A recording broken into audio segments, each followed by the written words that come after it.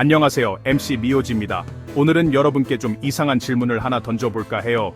여러분, 저 멀리 뻗은 길이 한 점으로 사라지는 것처럼 보이거나 하늘을 나는 비행기가 아주 작게 보이는 것을 본 적 있으시죠? 우리는 이걸 원근법이라고 부르고 너무나 당연하게 받아들이고 있습니다. 그런데 만약 이 단순한 원근법이 우리 세상이 보이는 것과 다르다는 중요한 단서라면 어떨까요? 우리가 거대하고 정교한 시뮬레이션 안에 살고 있다는 증거라면요. 우리가 세상을 보는 방식이 마치 비디오 게임처럼 우리를 위해 현실이 렌더링되고 있다는 의미일 수 있는 이유를 함께 파헤쳐 봅시다. 여러분이 보는 모든 것에 의문을 던질 준비가 되셨나요? 그럼 시작해 볼까요? 기차 플랫폼에 서 있다고 상상해 보세요. 기차가 다가오는데 처음에는 작은 점이었다가 점점 거대한 기계음과 함께 다가오죠. 기차가 정말 커진 걸까요? 아니요. 우리의 감각이 거리에 따라 조작된 버전을 보여주는 것뿐입니다. 이것이 바로 원근법이에요. 자원을 절약하는 마법 같은 속임수죠. 비디오 게임에서는 멀리 있는 물체는 낮은 해상도로 렌더링되고 가까이 다가가야만 선명해집니다. 우리 현실도 비슷하게 작동하는 것 같아요. 멀리 있는 것은 저해상도였다가 우리가 가까이 가면 비로소 자세하게 보이죠. 콘서트에서 가수는 뒷좌석에서는 아주 작게 보이지만 가까이 가면 모든 디테일이 선명하게 보입니다. 같은 이벤트인데 두 사람은 완전히 다른 현실을 경험하는 거죠. 우리의 감각은 효율적이지 완벽하지 않아요. 전체 그림이 아니라 우리가 세상을 살아가는 데 필요한 만큼만 정보를 제공합니다. 우리는 산의 모든 원자를 알 필요는 없고 단지 산이 저기 있다는 것만 알면 됩니다.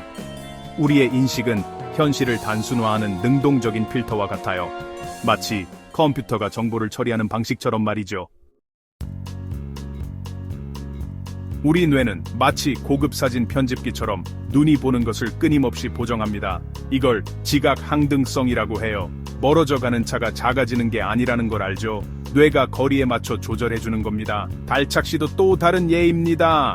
수평선에 있을 땐 달이 엄청 크게 보이다가 머리 위로 뜨면 작아 보이죠. 뇌가 주변 상황을 이용해서 크기를 조절하는 겁니다. 색채 항등성도 마찬가지예요. 빨간 사과는 실내나 시리에 어디서든 같은 빨간색으로 보이죠.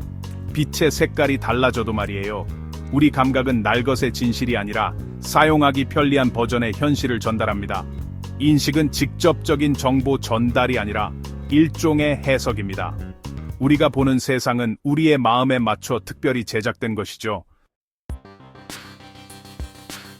3D 비디오 게임이나 VR을 해보셨다면 렌더링된 세상을 경험해 보셨을 겁니다. 게임 개발자들은 원근법을 이용한 속임수를 쓰죠. 멀리 있는 물체는 덜 정교하게 시야에 들어오는 것만 렌더링합니다. 우리 현실도 같은 규칙을 따르는 것 같아요. 멀리 있는 산은 가까이 가기 전까지는 그저 형태와 색깔일 뿐이죠. 시뮬레이션 가설은 우주가 누군가가 그것을 볼 때만 세부 정보를 생성한다고 말합니다. 아무도 보지 않는데 왜 멀리 떨어진 은하계의 모든 원자를 계산해야 할까요? VR은 렌더링되고 원근법에 기반한 정보를 우리에게 제공함으로써 뇌를 속입니다. 마치 현실이 그러는 것처럼 말이죠. 우리가 가상세계를 쉽게 만들 수 있다는 사실은 우리 자신의 세계도 비슷하지만 훨씬 더 발전된 원리로 만들어졌을 수 있다는 것을 암시합니다. 어쩌면 우리 우주가 궁극의 고사양 게임일지도 모릅니다. 양자 물리학의 세계로 잠시 들어가 볼까요? 이중 슬릿 실험은 입자들이 관측되기 전까지는 파동처럼 여러 상태로 존재한다는 것을 보여줍니다. 우리가 관측하는 순간 입자는 한 가지 상태를 선택합니다. 관측은 수동적인 것이 아니라 현실을 만들어내는 데 기여하는 거죠. 존 휠러는 이것을 참여적 우주라고 불렀습니다. 현실이 명확해지려면 관찰자가 필요하다는 거죠. 관찰하기 전에는 모든 것이 그저 가능성일 뿐이고 우리가 봄으로써 비로소 현실이 됩니다. 이것은 우리의 시뮬레이션 아이디어와도 일치합니다. 아무도 보지 않는데 왜 모든 세부 사항을 렌더링해야 할까요? 우주는 효율적입니다. 우리가 주의를 기울일 때만 확실한 결과를 보여주죠. 여러분의 의식이 시뮬레이션에게 지금 이걸 렌더링해 라고 명령하는 것일지도 모릅니다. 프레임 점프 이론은 우리의 인식이 부드러운 흐름이 아니라 디지털 영상처럼 연속된 정지 화면이라는 주장입니다. 프레임 사이에는 아무것도 렌더링 되지 않아요. 우리의 의식이 다음 프레임이 로드될 때까지 버퍼링 하는 거죠. 우주는 우리가 어디를 보고 있는지에 따라 다음에 무엇이 나타나야 할지 계산합니다. 데자뷰나 열쇠를 잃어버리는 경험이요. 어쩌면 프레임 오류일 수도 있습니다. 무언가가 렌더링 되지 않았다가 나중에 갑자기 나타난 거죠. 각 프레임마다 시스템은 거리에 따라 사물이 얼마나 크거나 상세하게 보여야 할지 결정합니다. 이것은 효율적이죠. 모든 것을 항상 완벽하게 렌더링할 필요가 없으니까요. 현실은 어쩌면 여러분만을 위해 상영되는 슬라이드 쇼일지도 모릅니다. 만약 현실이 렌더링된 것이라면 우리는 착시 현상 같은 오류를 예상할 수 있습니다. 혼조 착시를 보세요. 두 개의 똑같은 선이 길이가 다르게 보이는 것은 우리 뇌가 원근법적 단서를 사용하기 때문입니다. 에빙하우스 착시는 주변 환경에 따라 원이 더 크거나 작게 보이는 현상입니다. 이것들은 눈의 오류가 아니라 우리 뇌의 효율적이지만 오류가 있을 수 있는 렌더링 기능의 특징입니다. 착시는 우리의 인식이 날것의 데이터가 아니라 지름길을 통해 구성된다는 것을 보여줍니다. 이것들은 우리의 경험 뒤에 숨겨진 코드를 드러내는 일종의 해킹이죠. 우리의 현실은 걸러지지 않은 세상이 아니라 구성된 인터페이스입니다.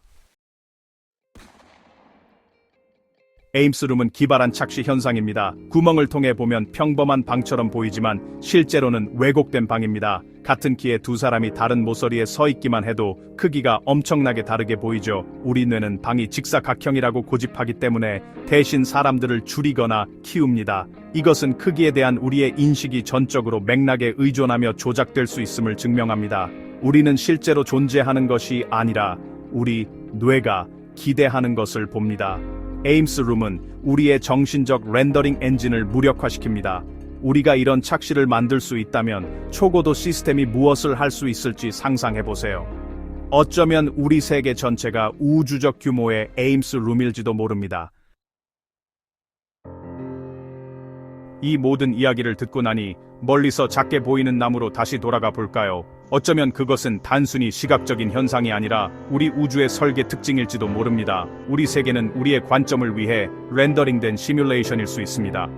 현실이 멀리 있는 물체를 단순화하는 방식, 우리 뇌가 감각 데이터를 편집하는 방식, 그리고 양자 물리학이 관찰자를 필요로 하는 방식, 이 모든 것이 개인화된, 렌더링된 경험을 가리킵니다. 이것은 두려운 것이 아니라 오히려 힘을 실어주는 일입니다.